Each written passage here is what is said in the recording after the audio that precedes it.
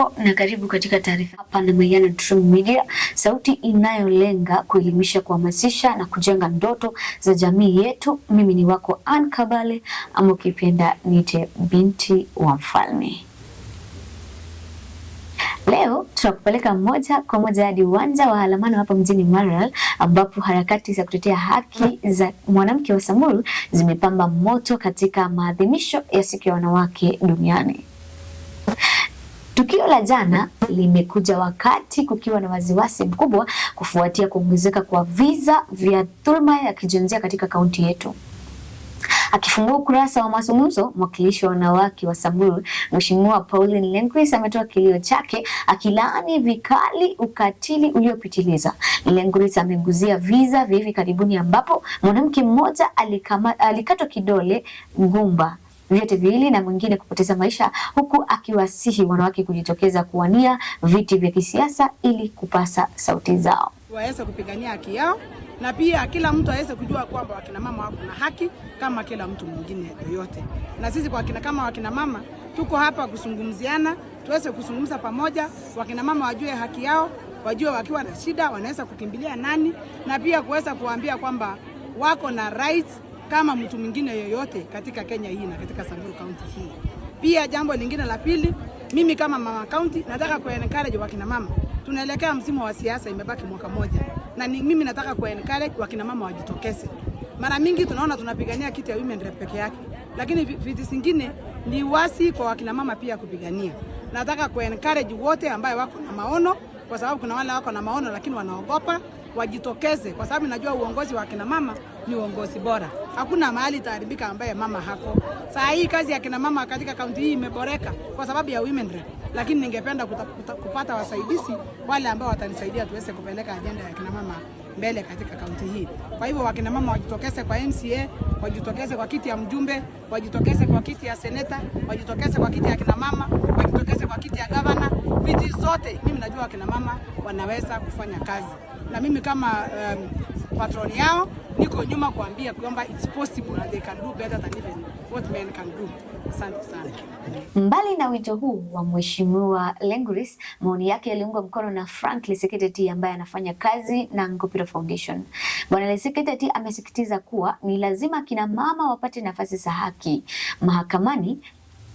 Ameeleza kuwa kuna haja kubwa ya kuhamasisha wanawake kuhusu haki zao kwa lugha wanayoelewa, ikizingatiwa kuwa wengi wao hawakupata fursa ya kwenda shuleni. Majina naitwa Frank Leseketeti, nafanya kazi na shirika la Ngopiro Foundation, a community based organization hapa Samburu.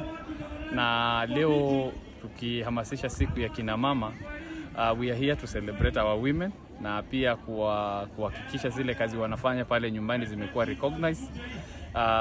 Theme ya mwaka ni give to gain, and also talking about rights, justice and action for women. So I, as a partner for the sector working group in Samburu, I really feel like there's need for justice, especially for our women in Samburu. 2 weeks ago we had a woman who was brutally assaulted by the husband, na hizo ndio vitu tunasema kwa hii siku ya kina mama tunahitaji kukomeza. Another thing is also we want women to get spaces for justice, especially in referral pale kotini.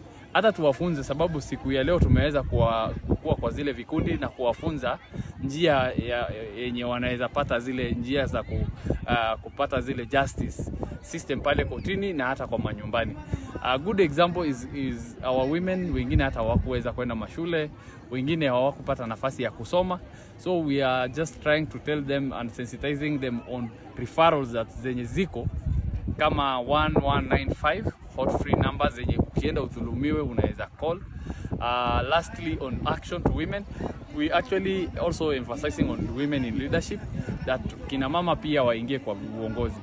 Najua saa hii campaign ni mingi, kuna issue mingi zinaendelea, lakini aswa tunameona kuna nafasi ya kina mama pia kupata ile uongozi, na pia tu si kwa vyeo vya kisiasa, hata nyumbani.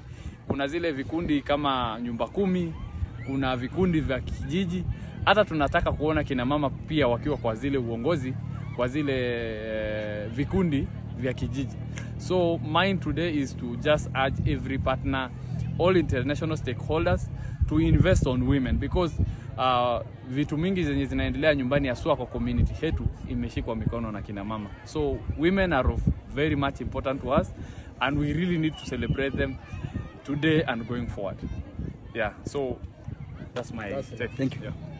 Akipigilia msumari suala hilo la kisheria, mwanaharakati wa haki za kibinadamu Vincent Mwelesa ametoa onyo kali dhidi ya kutatua visa vya dhulma za kijinsia nyumbani au kupitia mabaraza ya wazee. Mwelesa amesema kuwa mfano huo ni kinyume cha sheria kwani mara mingi huwarudisha wanawake kwa watesi wao na kuwanyima haki ya kisheria. Amesisitiza kuwa kesi zote za aina hii ni lazima zifikishwe na kuamuliwa mahakamani pekee. Asante, naitwa Vincent Mwelesa.